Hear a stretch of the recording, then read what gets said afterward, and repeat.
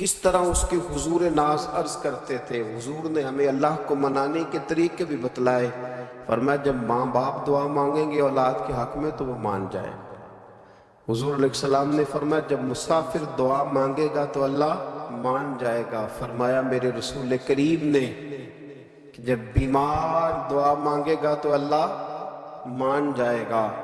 اور سید عالم علیہ السلام فرمانے لگے جب تمہارے ضعیف، کمزور، مجبور لوگ دعا مانگیں گے تو اللہ مان جائے گا. اور حضور نے فرمایا جب تم فرض ادا کر کے دعا مانگو گے تو اللہ مان جائے گا.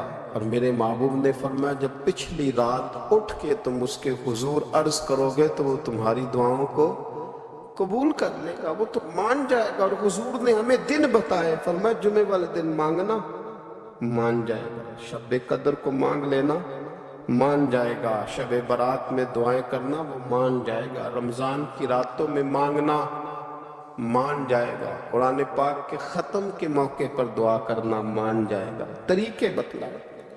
اب یہ ہے کہ ہم نے تو مانگنا تھا نا اس کی بارگاہ، ہم نے تو حاضر ہونا، تو ہم نے آگے بڑھنا ہے، اس کے حضور عرض کرنا ہے. حضور نے ہمیں بتلایا کہ مومن متقی ہوتا ہے نا، پرہیزگار ہوتا ہے، اس نے کچھ نیکیاں بھی کی ہوتی ہیں جس طرح اسے اپنے گناہوں کا پتہ ہوتا ہے نا.